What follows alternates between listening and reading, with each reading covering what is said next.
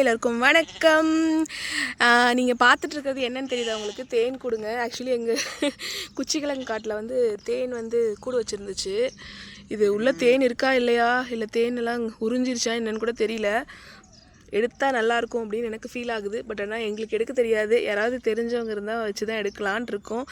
தேன் ஆனால் இருக்குதா இல்லையானே தெரியலங்க. தெரியுதா? யாரெல்லாம் இந்த மாதிரி நேச்சுரலாக தேன் வந்து பார்த்துருக்கீங்க அப்படின்னு சொல்லுங்கள்.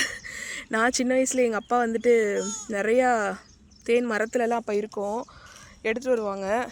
நாங்கள் வந்து அந்த தேன் கூட்டில் வந்துட்டு ஆக்சுவலி தேன் எடுத்ததுக்கப்புறமா அந்த தேன் வந்து ஜவ்வு மிட்டா மாதிரி இருக்கும். அது கடித்து சாப்பிடுவோம்.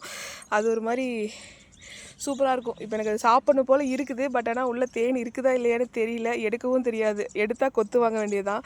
ஸோ அதனால் வேடிக்கை மட்டும் பார்த்துட்ருக்குறோம். ஆக்சுவலி ஒரு 1 மந்த்தாகவே இதை வந்து வேடிக்கை மட்டும் பார்த்துட்ருக்குறோம்.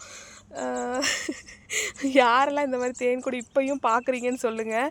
சீரியஸாகவே இதெல்லாம் வந்துட்டு இனிமேல் வர ஜென்ரேஷனுக்கு வந்து நம்ம ரியல் லைஃப்பில் காமிக்க முடியுமா அப்படின்னு கூட தெரியல. என் பொண்ணு வந்துட்டு பாருங்கள் அவளுக்கு சீரியஸாக அதை காமிச்சிட்டேன்.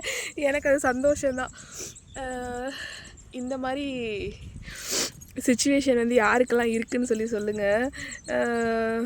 இது பாருங்கள், எவ்வளோ கீழே வந்து தரையில் ஒட்டுற அளவுக்கு வந்து கூடு வச்சுருக்கு. இது வந்து குச்சிக்கிழங்கு வந்து சாஞ்சிருச்சுங்க.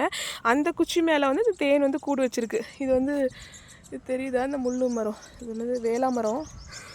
அந்த நிழல் இருக்குது, மற்றபடி வெயில் தான். அந்த வெயிலையும் தேன் கூடு வந்து அப்படியே களைஞ்சு போகாமல் இருக்குதுங்க.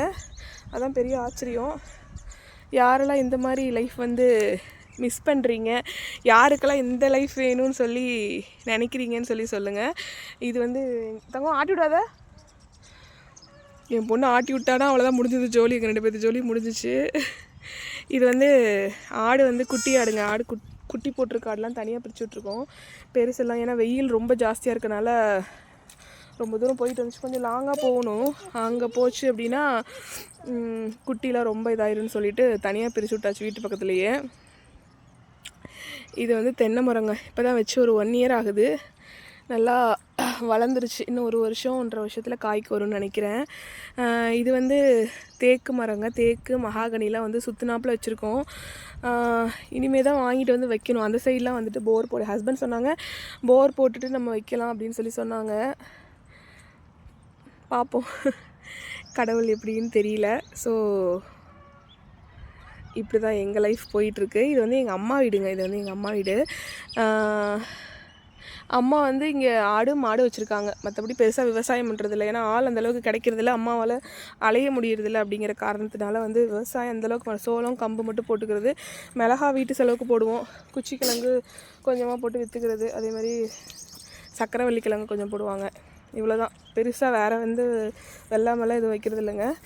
நீங்கள் விவசாயம் பண்ணுறவங்க, நீங்களாம் எப்படி அதை மெயின்டைன் பண்ணுறீங்க, எப்படி பராமரிக்கிறீங்கன்னு சொல்லி கண்டிப்பாக தெரிஞ்சால் கமெண்ட் பண்ணுங்கள். முருங்கை மரம் கொஞ்சம் இருக்குதுங்க. ஒரு 30-40 சென்ட் இருக்குன்னு நினைக்கிறேன். அது வந்து முருங்கை மரம் வச்சுருக்காங்க. அதுலேயும் பெருசாக இப்போ முருங்கை கரெக்டாக சீசன் வரும்போது அந்த முருங்கைக்காய் நிறையா வரும்போது விலை கம்மிஞ்சிருது. விலை அதிகமாக போகிறப்ப முருங்கைக்காய் கிடைக்கிறதில்ல. இந்த மாதிரியே போயிட்டுருக்குது. இதுதான் இப்போத்த நிலமை. தேங்க்யூ.